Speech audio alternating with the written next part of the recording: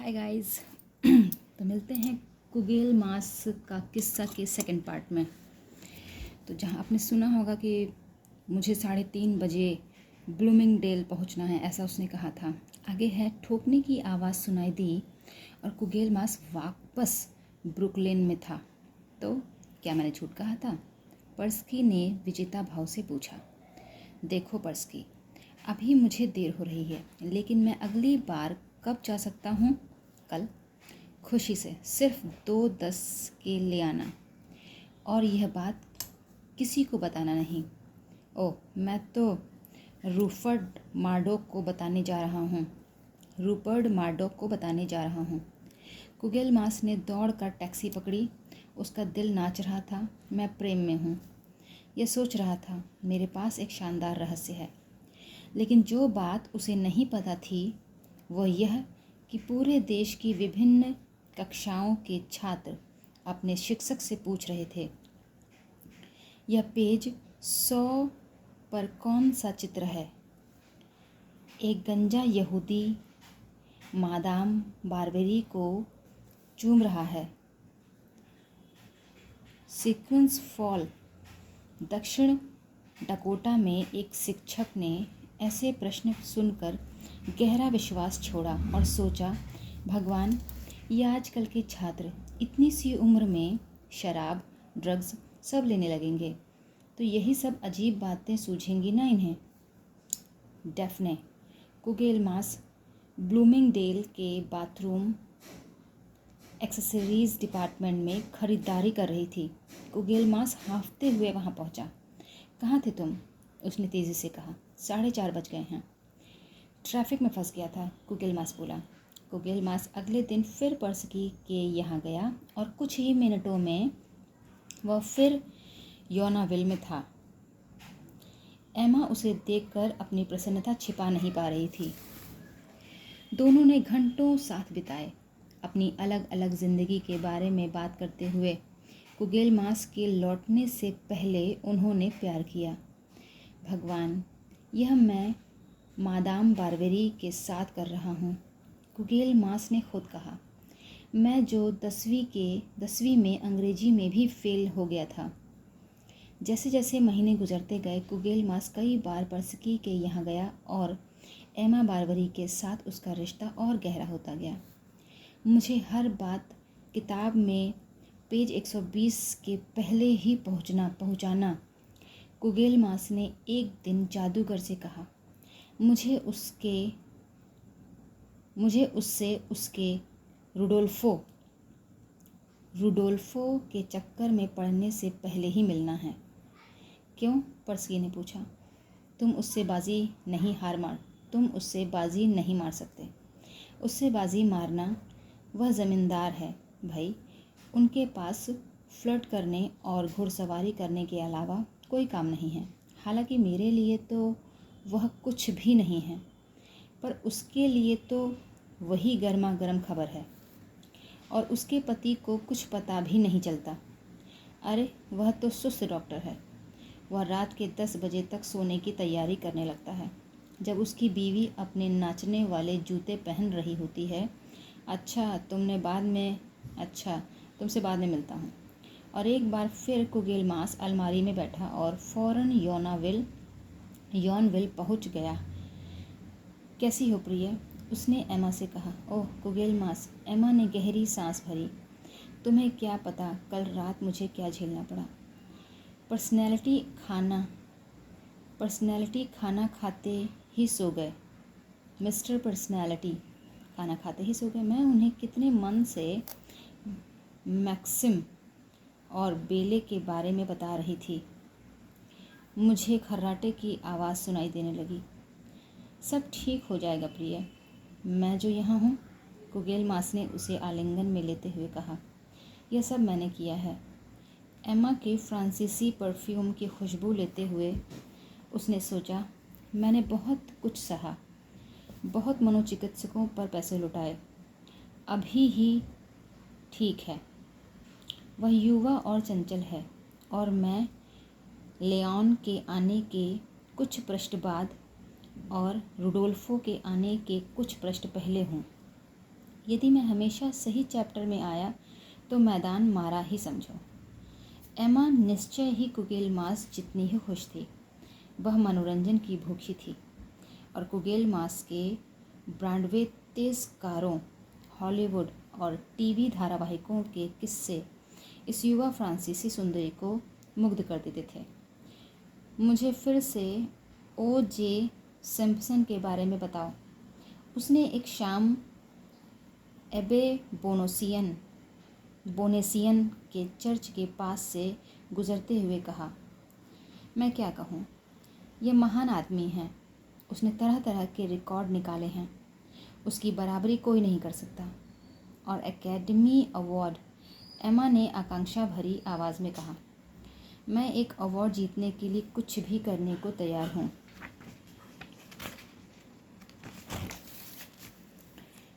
पहले तुम्हें नामांकित करना होगा। हाँ, मुझे पता है, तुमने मुझे बताया था, लेकिन मुझे यकीन है कि मैं अभिनय कर सकती हूँ। हाँ बिल्कुल, मुझे सिर्फ एक आध क्लास करनी होगी। भरसक स्ट्रॉसबर्ग के साथ। स्ट्रॉसबर्ग नाम है पूरा सही से, स्ट्रॉसबर्ग के साथ। तब फिर यदि मेरे पास सही एजेंट होता तो। अच्छा, हम देखेंगे। इसके बारे में मैं पर्स्की से बात करूँगा। उस रात पर्स्की के घर सुरक्षित लौटकर उसने एमा को भी न्यूयॉर्क घूमने लाने की बात की। मुझे इस बारे में सोचने दो, पर्स्की बोला। शायद मैं यह कर सकूं। इससे ज़्यादा अजीब गरीब बातें क्या हो चुकी हैं। कोई भी पहले से क्या बता सकता है। कहाँ रहते हो तुम आजकल? डेफ्ने कुगेलमास आज भी अपने पति के देर से आने पर बक रही थी। ज़रूर तुमने कहीं कोई चक्कर चला रखा है। क्यों नहीं, मैं उसी किस्म का दिखता हूँ तुम्हें। मैं लियोनार्ड पॉपकिन के साथ था।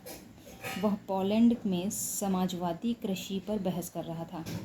पॉपकिन की तो तुम जानती हो, वह इस विषय का दीवाना है। अच्छा, वैसे इधर तुम कुछ अजीब से हो गए हो, डेफ्ने बोली। कुछ दूर दूर से। खैर, मेरे पापा के जन्मदिन के बारे में नहीं भूलना, शनिवार को। नहीं, यह मैं कैसे भूल सकता हूँ, कुगेलमास बाथरूम की तरफ जाते हुए बोला। मेरा पूरा परिवार वहाँ होगा। मैं कज़िन हैमिश से भी मिल सकूँगी। देखो, तुम्हें हैमिश से ज़्यादा अच्छी तरह बात करनी होगी, वह तुम्हें पसंद करता है।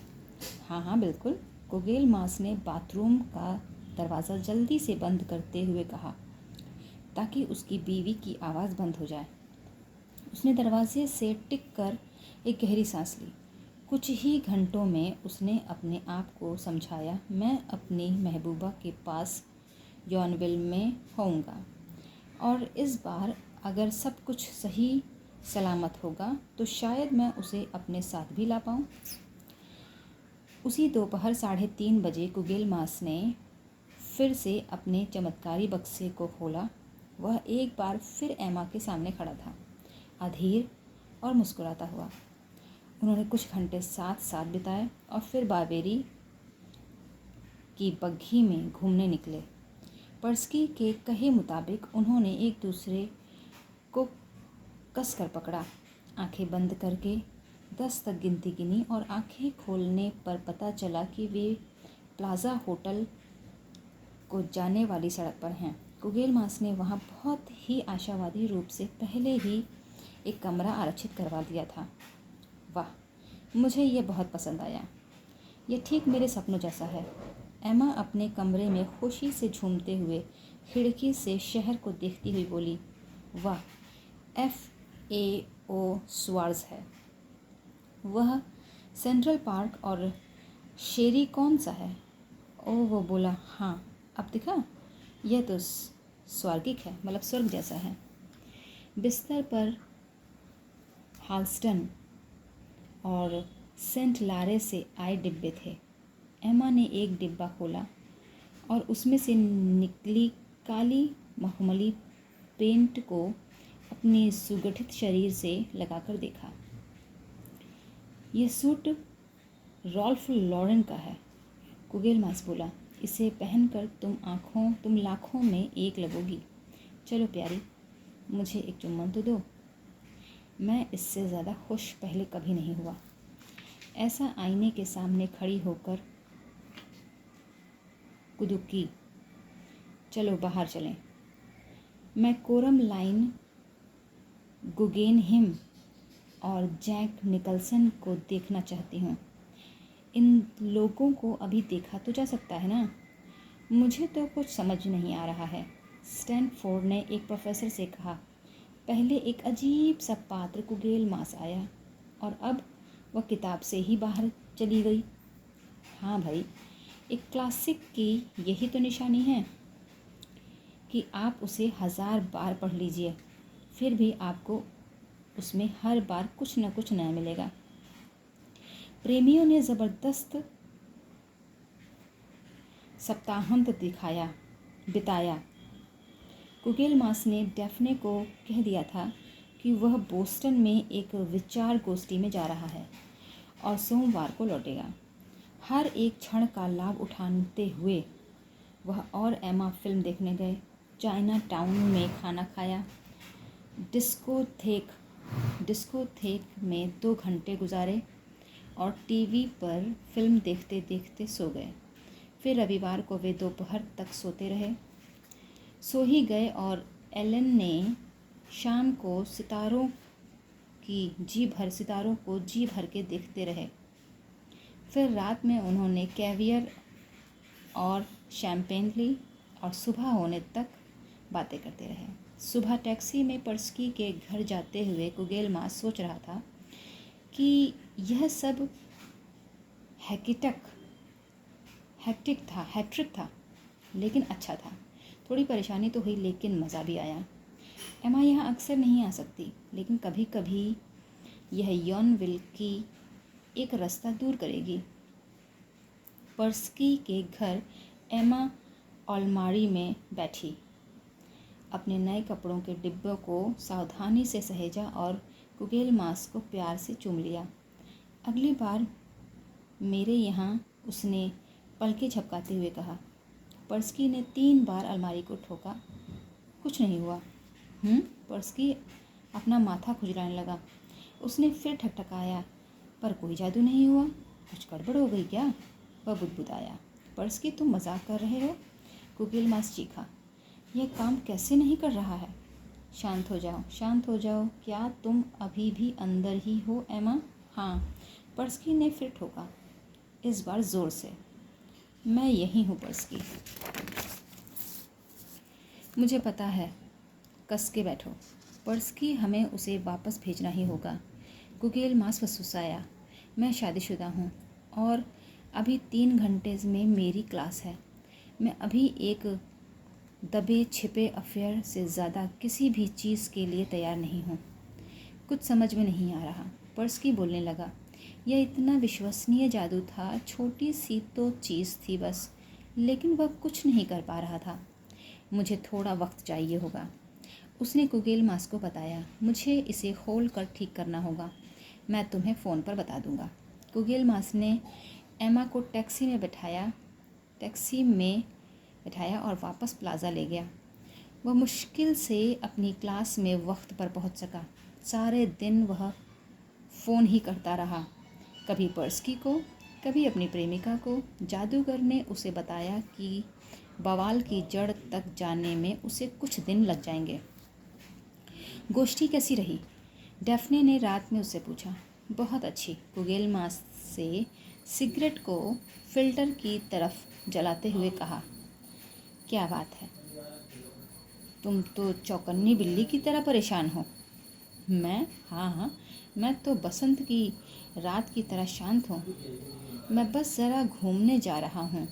वह धीरे से दरवाजे से बाहर निकला। दौड़ कर वह टैक्सी की और प्लाज़ा पहुँच गया। ये कोई अच्छी बात नहीं है, एमा बोली। चार्ल्स मुझे याद कर रहा होगा। सब ठीक हो जाएगा हनी, कुगेल मास बोला। वह पीला पसीने में डूबा था। उसने फिर से एमा को चूमा, लिफ्ट की तरफ भागा, होटल के पे फोन से पर्स्की पर चिल्लाया और आधी रात के पहले मुश्किल से घर पहुंचा। पॉपकिन कहता है कराकोव में जौ के दाम 1971 के बाद से नहीं बढ़े हैं, उसने डैफ्ने से मुस्कुराकर कहा और बिस्तर में घुस गया। पूरा सप्ताह उसी तरह निकल गया। शुक्रवार रात को कुगेलमास ने डैफ्ने से कहा कि उसे फिर एक गोष्ठी में जाना है। वह जल्दी से प्लाजा आया, लेकिन इस सप्ताहांत में पहले सप्ताहांत जैसा कुछ भी नहीं था।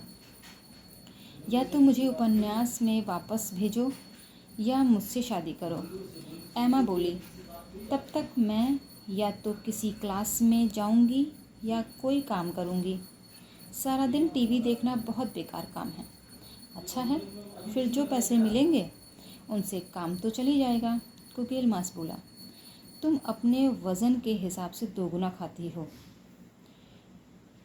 मुझे कल सेंट्रल पार्क में एक ब्रॉडवे प्रोड्यूसर मिला था और उसने मुझे बताया था कि उसके एक प्रोजेक्ट के लिए मैं बिल्कुल ठीक रहूँगी।